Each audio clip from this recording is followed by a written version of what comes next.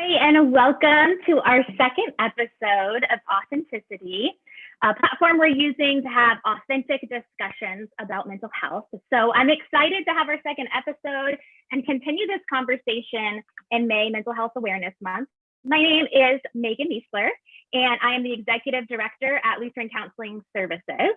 And I'm excited to be joined by Rod Jackson. How are you today, sir?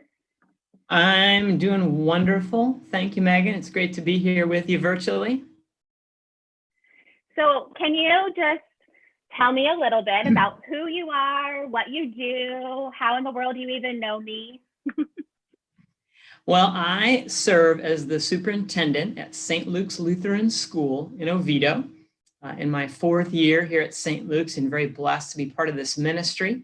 I've been involved in Lutheran schools for almost 20 years now, and it's really just a joy to be a part of it, even though it's different now than it's ever been before. My connection with you, I guess, first and foremost, is I serve on the board of Lutheran Counseling Services. So at some level, I'm your boss, right? Something like that. Oh, yeah, that's right. That's right. So we're going to call it. And also you're a customer as well, and that your children attend my school. So I've been blessed to interact with you as a school parent, along with our relationship at LCS.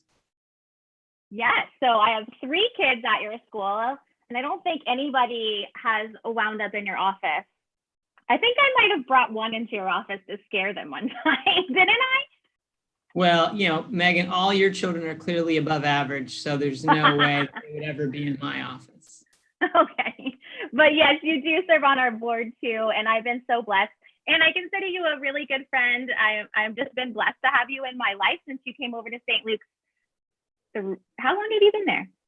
This is my 4th year, so almost 4 years. Wow, it is your 4th year, but you've been such an encourager to me personally. I know you regularly email me, just checking on me and praying for me. So I appreciate that so much. And I appreciate your willingness to have an authentic conversation. I think I scared you a little bit when I invited you to do this, did I? Oh, not a little bit. You clearly scared me. No question about it. Well, it's not that intimidating. I mean, just go live and talk about your mental health. I don't know what would be wrong with that. But thank you for being willing. I really appreciate it. So tell me a little bit, what does life look like for you in these last month or two as we've transitioned through this whole coronavirus? What does it look like on a daily basis? Yeah, well, you know, I think having done this a long time, I think I've probably worked harder in the last month than I ever have in my whole career. I've had to answer questions I never thought I'd have to answer, make decisions I never thought I'd have to make.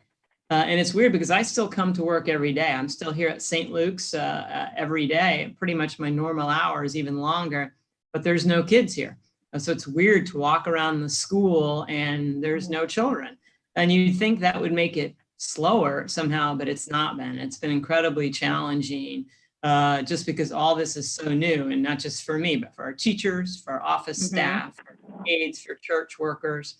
So it's, you know, I think the phrase people use a lot is the new normal. Well, it's definitely new, but it ain't normal as far as I'm concerned. Right. So who comes to the office right now? So you're there every day. Do you have like a small couple of people that are still in? Well, very few people in our office. Our office manager is here pretty much every day. A couple other staffers will be here occasionally. And then in the school as a whole, the teachers are all providing remote learning to the students. Most of the time they're doing that from home, but on an average day, you'll have anywhere from 3 to 7 that will be here working in their classroom, utilizing the copier, that sort of thing. Yeah, and can you tell us a little bit of how you guys are running the school day? Because I think it looks different, especially from private school, probably compared to public school. But how are you guys, just formatting that?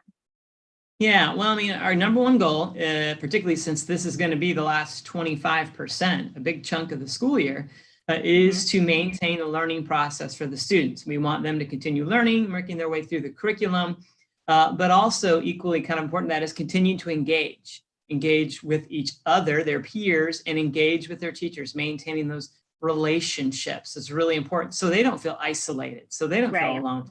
if you talk to them, and I've talked to many, both parents and students off and on, the first thing they'll say is, we miss our friends. We miss being at school. Maybe the first week it was kind of cool being on the laptop and all that. And after a while, they'd much rather be hanging out with their friends and interacting with their teacher on a daily basis. So we've tried to make it a mix of live, kind of like we're doing, online teaching, instruction, connection. A lot of it's been offline, of course. We've had to ask parents to do more than some are used to help basically provide some guidance and oversight to what the kids are doing. So it's definitely a new model. I don't think any of us would choose it, but I've been thoroughly impressed with our staff. I mean, the teachers are working incredibly hard, and they had to pivot on a dime over their spring break to create this model.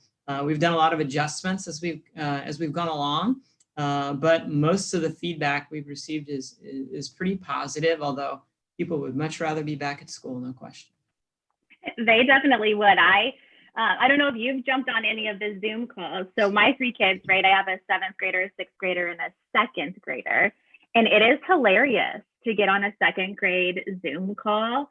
And Miss Kisner is our teacher, and she was teaching this morning about, I'm going to say it wrong, but a grammar lesson. And all of a sudden this kid raises his hand and she unmutes him, and he's like, my dog had surgery.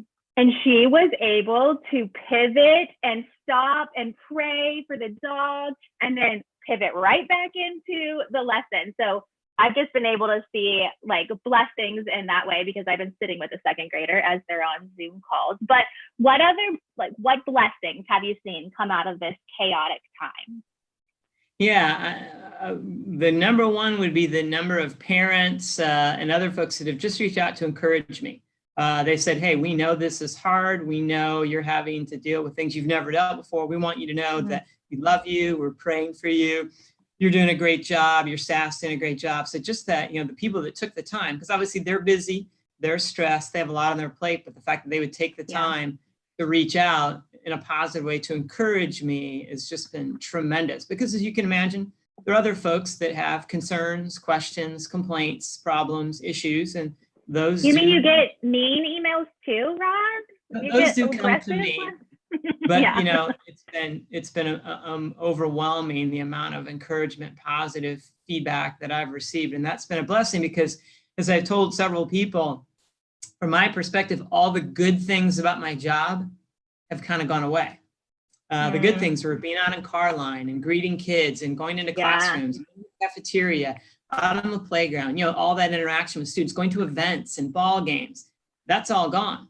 But all of the sort of, for lack of a better term, drudgery, finances and answering emails and phone calls and paperwork, that I've gotten to keep. So the fact that I received that kind of encouragement, just really means a lot. I was going to ask you. So, I mean, I drop my kids off regularly. My kids are not big high five people like you and I have established this. I think you probably get like 1 Meisler high five a month or something. But you're a high five guy. Like, that's what you do every morning with all of the kids. Has that been something you're completely missing right now? Oh my goodness, yes. Yeah, I mean, it's like, I get here early, and then usually that car line high five time was kind of my energizer, after being at work for an hour or two, and just not having the interaction with the kids. I've been in a few Zoom calls. Teachers have invited me to come, and that's been great, just to interact with the kids. But having that physical interaction every day is just hugely disappointing. I miss it a lot. It is. And I think even though we're not high five people in the Meisler household, I know my kids miss just like seeing another human being, not through a screen.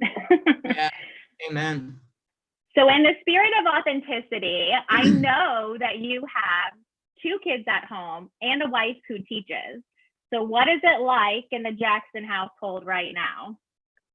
Yeah, I think that, there's been good days and there've been bad days. I think everybody's got to have their neutral corner. Our family in particular, we're not kind of, let's all spend every moment together. Let's all hug each other all the time. Let's eat every meal together. We each in our own way need our own space, and we each need our own time. It's been a little easier for me in that I'm in the office every day. Right. But for my wife and my 2 children, they're there every day. And really, our daughter is a senior in high school. So it's a kind of a challenging time for her, but she's very independent. She's very mature. And my fourth grader, we've kind of challenged him, look, you've got to take ownership of this. We can't be holding your hand all the time and following you around. And so he's become pretty independent. So one of the things we've done, though, that's new is every night after dinner, we're playing cards. We're playing card games every night. And that's been fun. For about 30 to 40 minutes, we play a minimal amount of screaming for the most part. It's been fun to do that together. One or both kids walk the dog with me now in the evening. That's something that didn't happen. So little things like that, I think, have really helped us. And so we've been able to kind of coexist and find some special time together while each having kind of our own separate space when we need it. Yeah, I think I've heard from people, it's been so important to have like your corners of the house where you can retreat to when you need to, and using those common areas as time where I see my kids more. We're not playing volleyball. We're not traveling all over, so there's a lot more face-to-face time with our family, for sure. What have been some other just challenges for you in this season? Yeah, the challenges have just been, we have a phrase at St. Luke's we like to use, and that is every child here is an unrepeatable miracle of God. We try to treat each child as a unique creation with their own set of gifts, challenges, needs. Well, that's a task in and of itself when we see them every day and they're in the same classroom and they're in the same setting. But now every home is very different. You've got some homes where the stress level is very high because people aren't working and there's no income.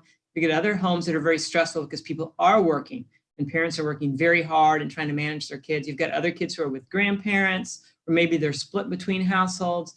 So the challenge, the burden has been, how do we meet kind of everybody's needs in a situation where whatever plan we come up with is not going to be suitable? And quite frankly, some folks have been, pretty upset sometimes with the way we've done things. And what I have to understand is when that comes my way, it's not personal. It's not even an issue on their end. That's maybe not even what they really think or feel. It's just they're stressed. They need help. And how can we help them? And to try to do that across a school of, 800 students is a real challenge. And I would imagine too, when you can't see them face to face, so you only know about the needs when their cup is overflowing and they have no choice but to, reach out. I know when this was all starting, you got an email from me as a parent being like, okay, that's not what I thought you were going to do.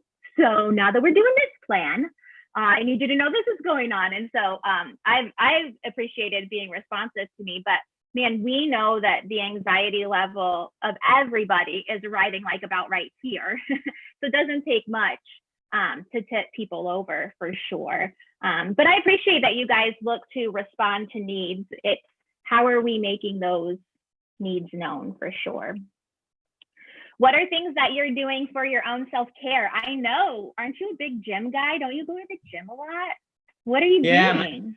I know my gym is closed, and I was a six day a week guy, usually early in the morning.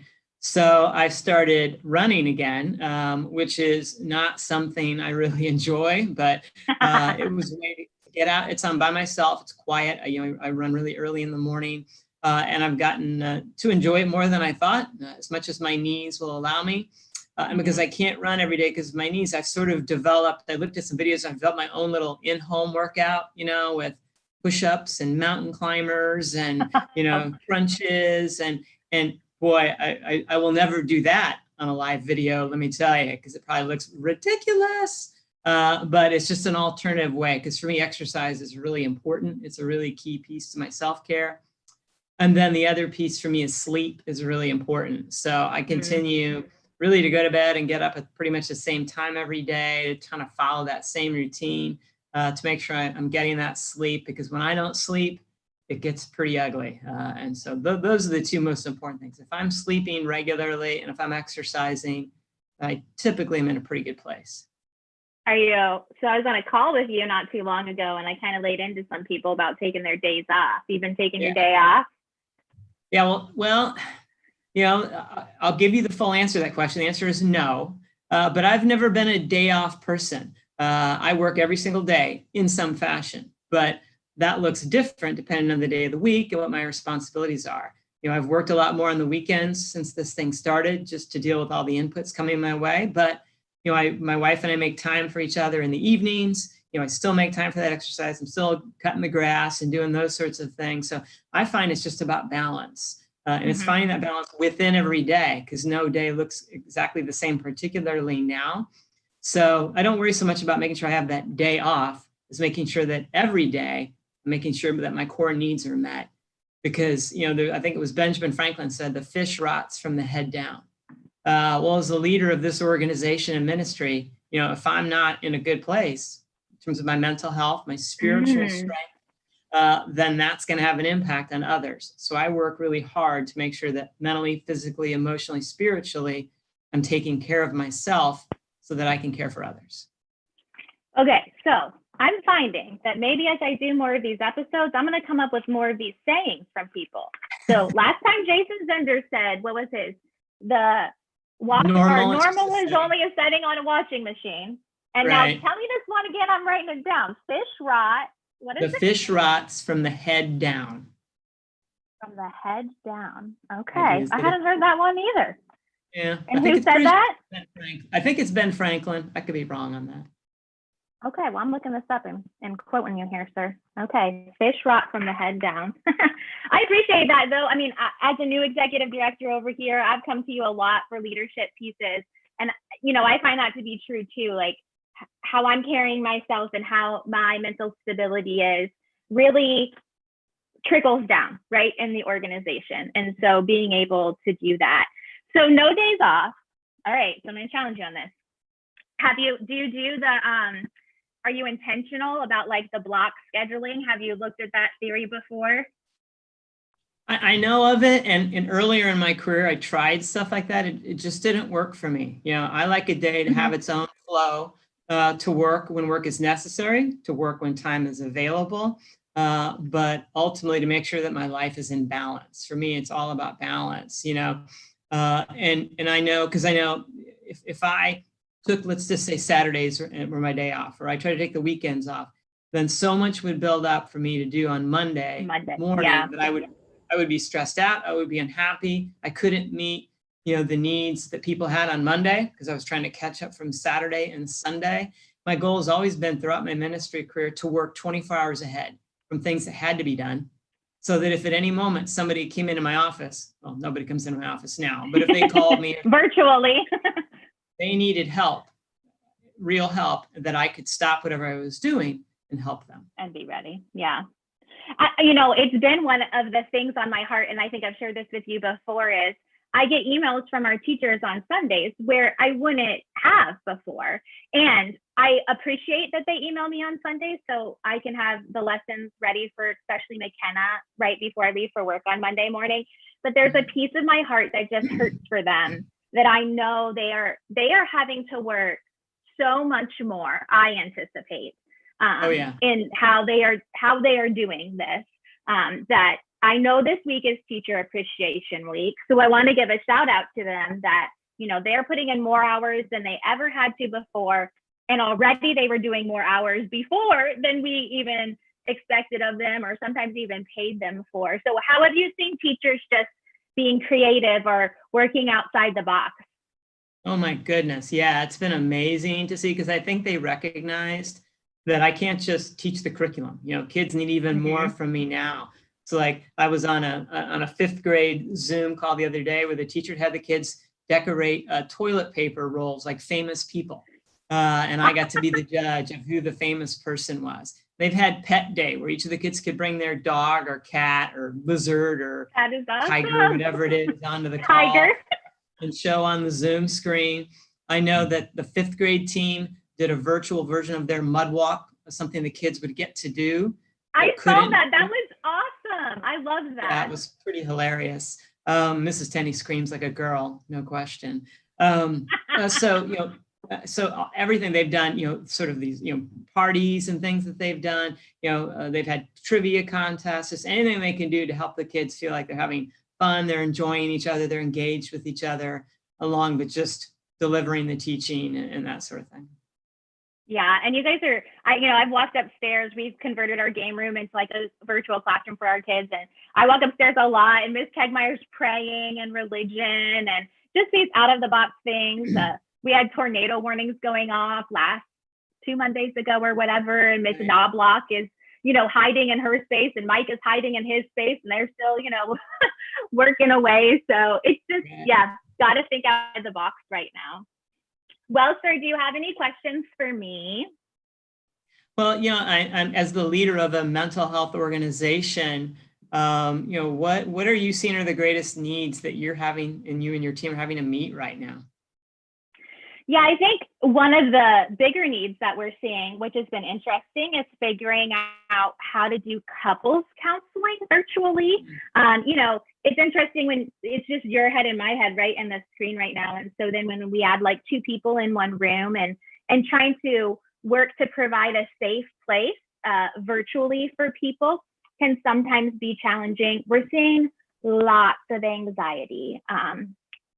I'm experiencing lots of anxiety. I'm seeing lots of anxiety in people. And it's to the point where it manifests in physical symptoms. And then everybody worries that they have corona. And so you can just see people escalating themselves so quickly. So anxiety has been definitely one of the bigger pieces that we're seeing. And you and I were talking before we came live, what I haven't been seeing, which is concerning to me, is like the reports of abuse are down, the domestic violence pieces, where like the first couple of weeks we got several calls, and now it's kind of gone silent. And I know as teachers, as mental health professionals, I have people on my radar that I'm concerned about. And when I can't see them or I can't speak with them, that's where, we have fears, and we definitely have concerns about that. Yeah. Any other questions for me? Yeah. Okay. I don't have any other questions. So how can we pray for you or support you? What's one of your bigger needs right now? Yeah, well, I think we've got a lot of decisions to make about the end of the school year.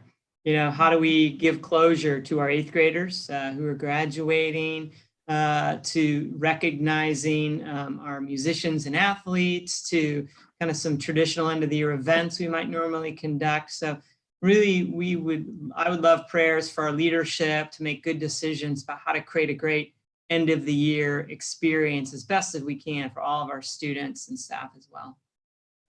Yeah, for sure. And I'm sure not only for our students at St. Luke's, but for your daughter, right? She's graduating this year too.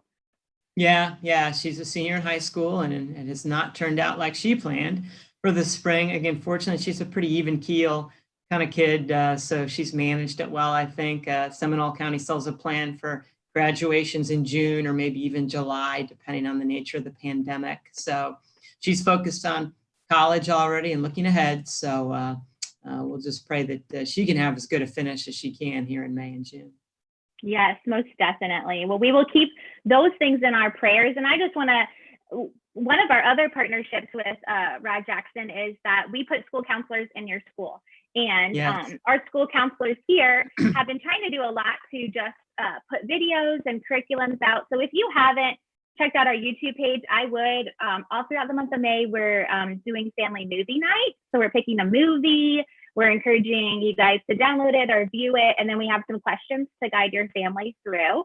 We're doing Motivational Monday videos. So we released one today. So just trying to find different ways to encourage. And then starting in 2 weeks, we're going to do an adolescent teen support group. So if you have any teenagers that are really struggling, check out our website, and we're trying to put some more support up there specifically for kids, parents, those struggling in schools. I like to remind everybody we're all going through it. So you're not experiencing anything that nobody else has experienced in any way. So thank you so much for coming on and being authentic. I know you don't drink tea. What do you drink, sir? Just water. That's my drink of choice. Just water? Okay. Well, I sent you some tea. Did you get it? Did you give it to your wife? I didn't get any tea. You didn't get any tea from me? Well, I'll send you some more. Vanilla bean macaroon tea. Oh, that sounds intriguing. You like it. I only Maybe I'll try drink it. dessert cheese with lots of honey. Well, Nice. thank you. Enjoy your Monday, and we'll be back tomorrow with another episode of Authenticity. Thanks so much for joining us.